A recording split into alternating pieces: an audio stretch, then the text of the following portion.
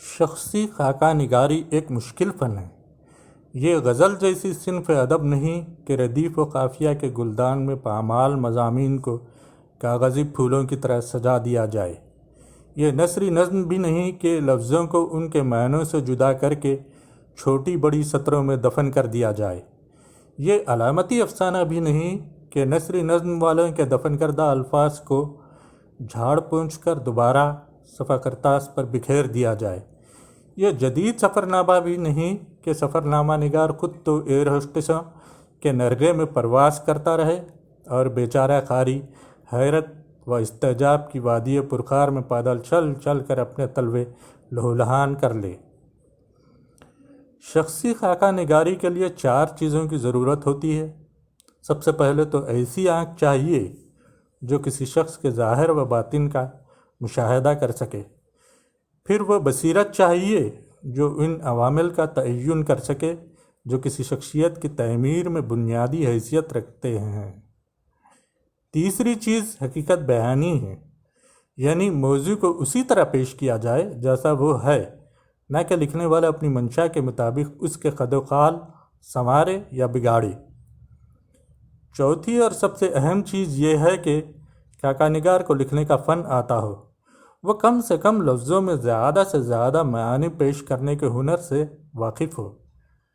ہمارے بہت کم خاکہ نگار ان 4 شرائط کو پورا کرتے ہیں۔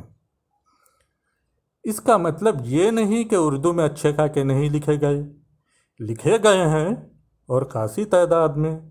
مثلاً پچھلے 1.5 سال میں کم سے کم 2 مجموعے ضرور ایسے شائع ہوئے ہیں جن میں اچھے خاکے خراب خاکوں کی نسبت زیادہ ہیں۔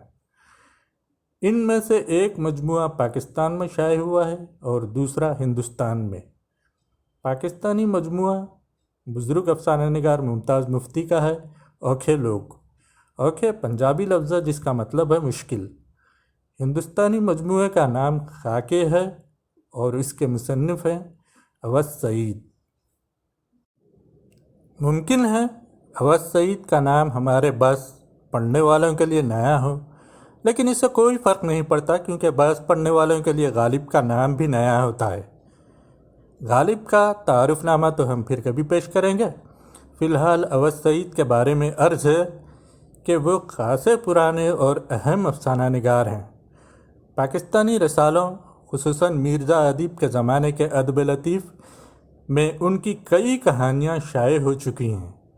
اب تک ان کے افسانوں کے 4 مجموعے منظر عام پر آ چکے ہیں جنہیں ادبی حلقوں میں بے حد سراہا گیا۔ ان 4 مجموعوں کو ہندوستان کی مختلف اردو اکیڈمیوں کے انعامات بھی مل چکے ہیں۔ خاکوں کی اس کتاب کی سب سے بڑی خوبی یہ ہے کہ اس میں شخصیات کے حوالے سے حیدرآباد دکن کی ثقافتی فضا اور ادبی ماحول کی تصویر کشی کی گئی ہے۔ ہم نے تو حیدرآباد دکن کو مرزا ظفر الحسن مرحوم یا پھر خواجہ حمید الدین شاہد کے حوالے سے دیکھا ہے۔ مرزا صاحب نے حیدرآباد کی تہذیبی زندگی پر بہت سی یادگار تحریریں چھوڑی ہیں۔ خواجہ حمید الدین شاہد کو خدا سلامت رکھے کہ حیدرآبادی تہذیب کا چلتا پھرتا نمونہ ہے۔ اس شہر بے مثال کے بارے میں اب اویس سعید نے ہماری معلومات میں اضافہ کیا ہے۔ ان کی کتاب پڑھتے ہوئے یہ احساس ہوتا ہے کہ قاری اپنے کلبہ احزاں سے دور حیدرآباد فرخندہ بنیاد کی گلیوں، کوچوں اور ادبی محفلوں کی سیر کر رہا ہے۔ کہیں کسی ہوٹل میں ادیب جمع ہیں اور کہیں کسی قیامگاہ پر محفل گرم ہے۔ غرض ہر طرف گہما گہمی دکھائی دیتی ہے اور زبان بھی وہی سنائی دیتی ہے جو حیدرآباد میں بولی جاتی ہے۔ اویس سعید نے جن لوگوں کے خاکے لکھے ہیں ان میں بیشتر معروف ادبی شخصیات ہیں، مثلاً مخدوم محی الدین، ابراہیم جلیس، عالم کون میری، سلیمان اریب، قاضی سلیم، اقبال متین، مغنی تبسم، جیلانی بانو، عزیز قیسی، وحید اختر وغیرہ۔ ہم نے ان ادیبوں کے صرف نام سنے تھے، اب اویس سعید کی مہربانی سے انہیں ذرا قریب سے دیکھنے کا موقع ملا تو جی خوش ہوا۔